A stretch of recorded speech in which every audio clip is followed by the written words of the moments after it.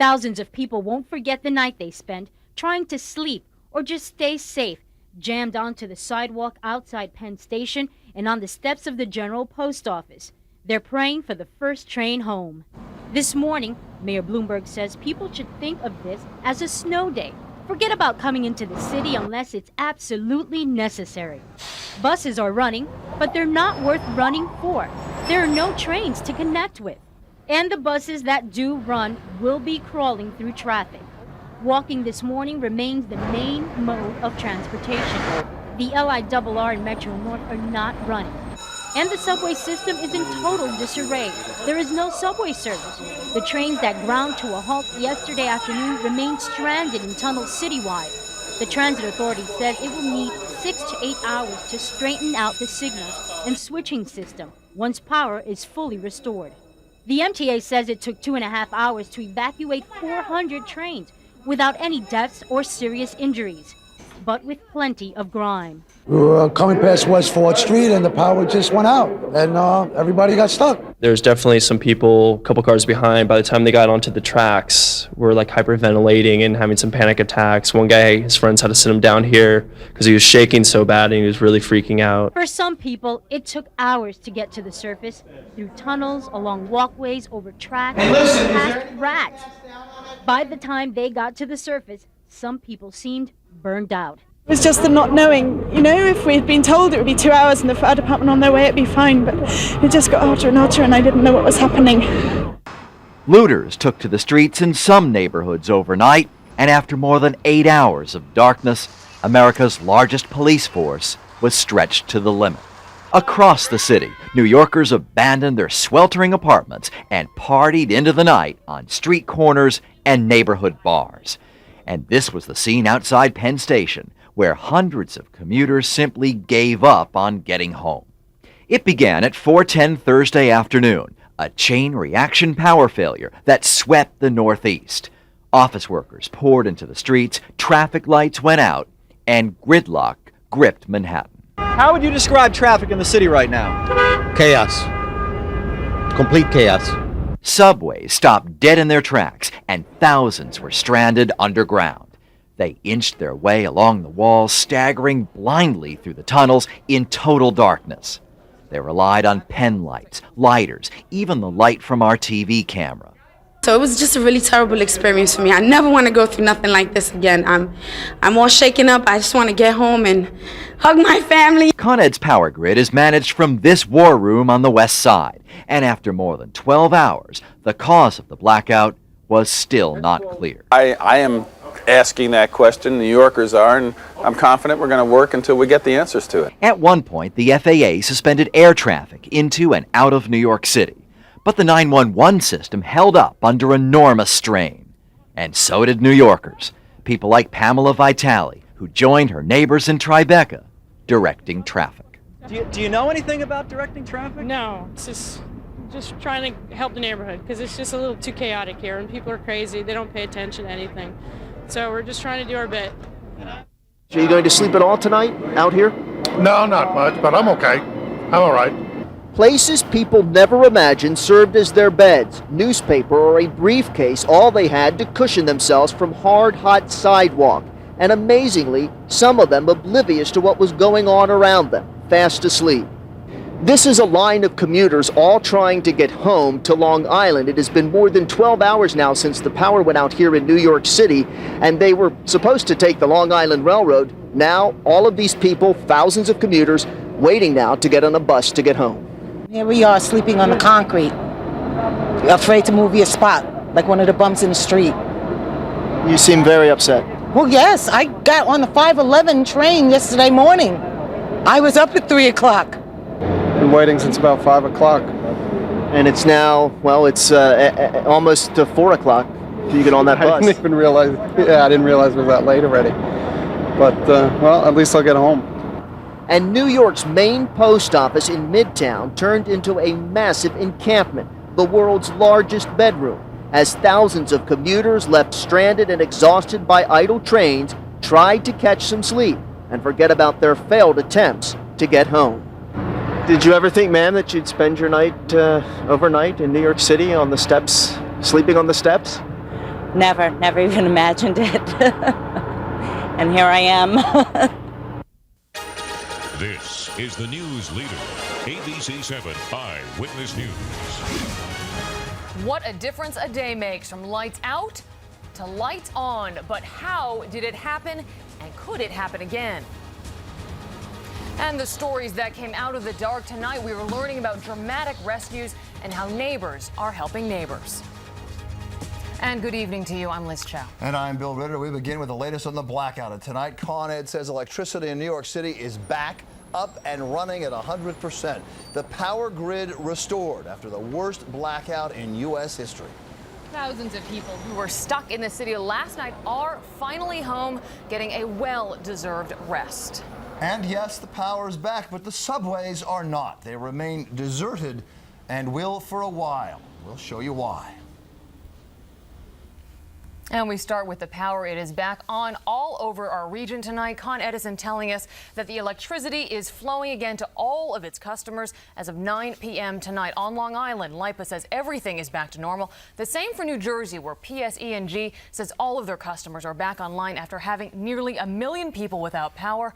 And Connecticut Light and Power says it is dealing now with only sporadic outages, just a few hundred customers tonight. And as the power comes back on, so does the spotlight on how and why this could happen. What kind of system is it that could, just like that, leave 50 million people powerless? Well, tonight we have a clue, and the hint is an old business theory. As General Motors goes, so goes the nation. Jim Dolan with late details. He's in Chelsea for us tonight. Jim?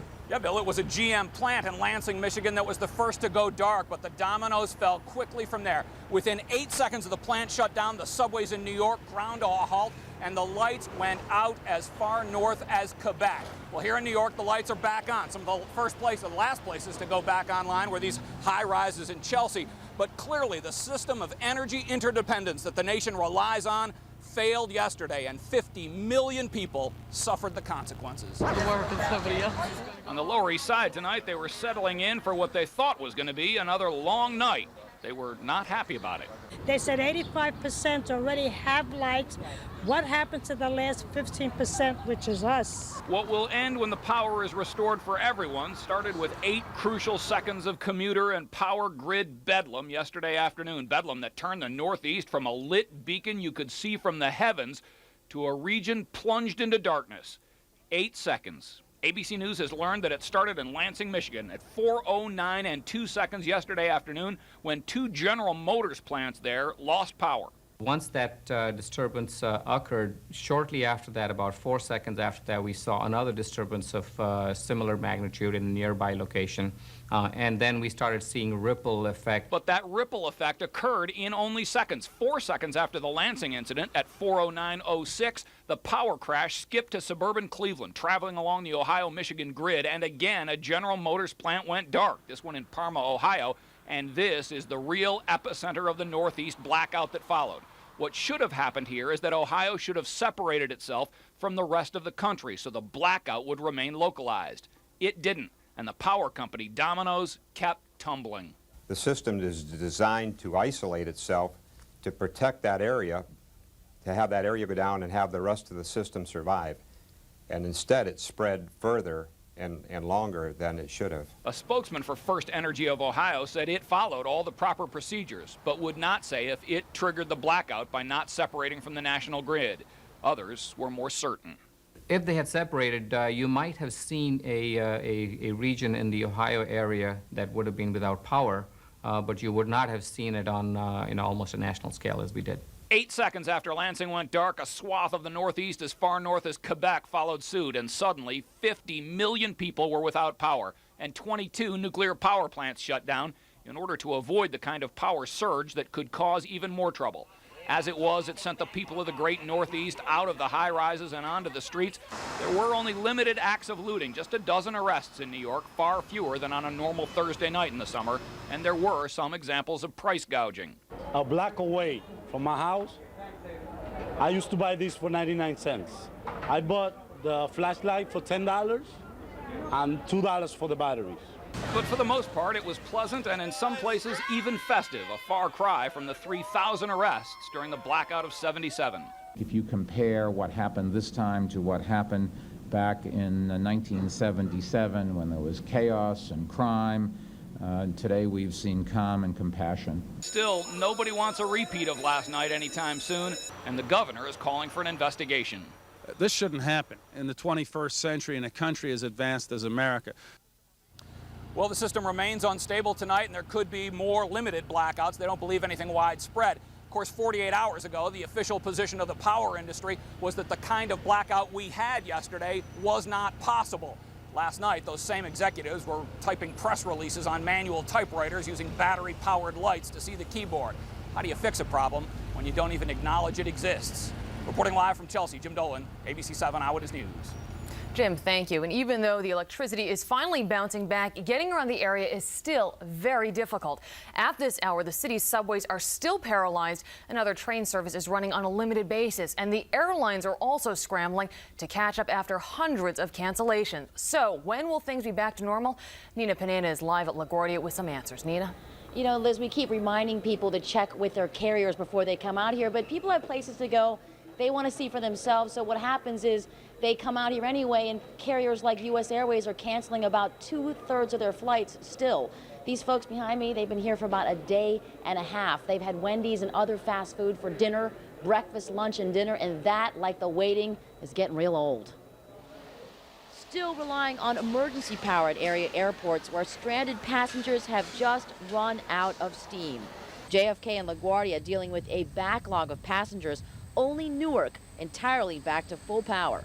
There's no trains going to Danbury, Waterbury, New Canaan, or Woonsocket connections. From the planes to the trains, under the famed gilded clock, frozen at the stroke the lights went down in Gotham, Mr. Johnson reassured passengers this too will pass. I've seen the blizzard, the storms, the blackouts, the floods, so it's no big deal. For now, on Metro North's Hudson, Harlem, and New Haven lines, only the diesel trains are running, other trains going every 2 hours. Tomorrow, it should be back to normal. But over at Penn Station, the masses of impromptu campers of last night have vanished. Only Amtrak still crippled, leaving passengers from D.C. bound for Boston stranded at the Garden. We were all told that anyone going to Boston was being left here because there was no trains going till tomorrow afternoon. New Jersey Transit commuters fared better with hourly weekend service running today and normal Saturday schedules for tomorrow. But no such luck on the LIRR scattered service. Any seat you want on the 8:30 to Ronkonkoma. EastEnders stayed home today after yesterday's travel odyssey. For a city that moves 5 million people underground, subway trains remain stopped in their tracks. No service at all. But the city's riders can take to the buses where the trip is free but feisty. Everybody's on edge. Already saw one fight on a bus today. Bus service is going to remain free until MTA gets their trains back up and running, and they're aiming for tomorrow, but they've got a lot of flooding in some stations along the third rail, so that's going to be slow going, one line at a time. Here at the airport, the name of the game is slow. The only person smiling is the bartender around the corner who told me she's practically made her week's salary in tips just over the last 30 hours.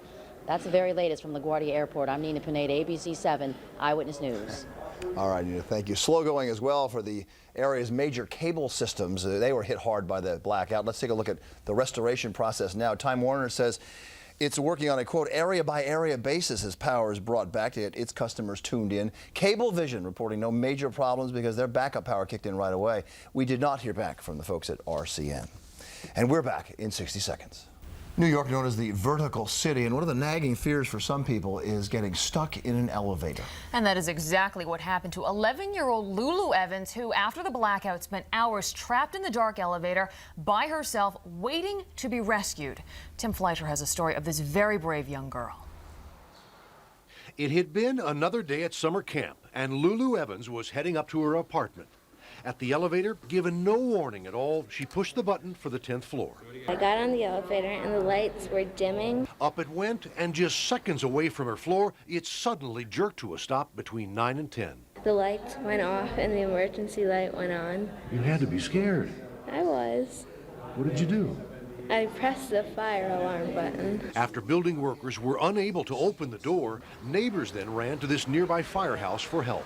I was terrified. I ran upstairs and I started speaking to her in the elevator. Lulu's mom, Wendy, couldn't race up the 10 floors fast enough and then began asking her all kinds of questions.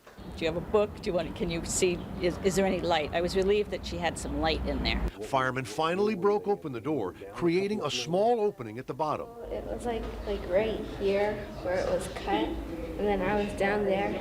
When I went to the back of the elevator, I jumped. A fireman grabbed her, but to get her out the rest of the way, He said, I'm going to give you a wedgie, so he did, and he pulled me out. We didn't have the elevator keys and things like that, so we basically just had to force the door off, and we got her out. I think the story goes that she burst into tears. In fact, I was the one that burst into tears.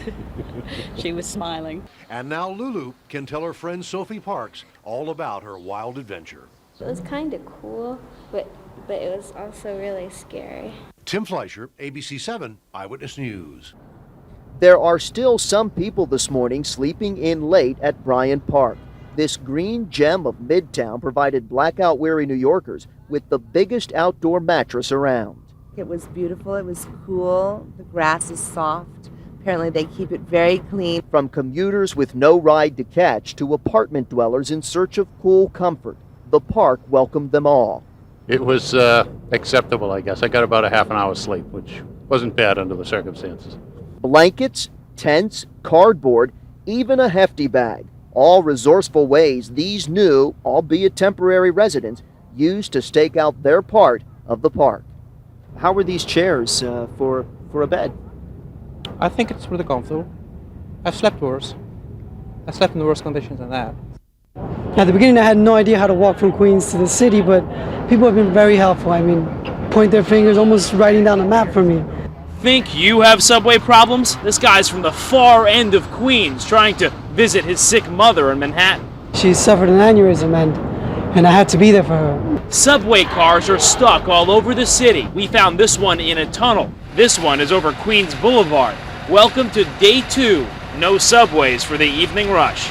They told me I was supposed to get the number 19 bus, and there's no bus. So I walk from the Tribal to Hunters Point. It's outrageous. Well, how's this for outrageous? About this time yesterday, passengers were being rescued off of trains walking across the tracks. All right, take this in. 96th and Broadway. This is a hub. It's a weekday around 11 a.m. Not a soul down here. Now conductors just sit with the whole system down. There's not much to do. How long have you been waiting to move your train? 22 hours. You've been on the job? Yeah. Getting the subways running takes more than just the power coming on. Right now, parts of the system have power, but to restore service, everything must be back, every inch of track electrified. Even then, New York City Transit says it'll take at least 6 more hours to check switches and move trains. No big whoop. You get over it. You learn to walk.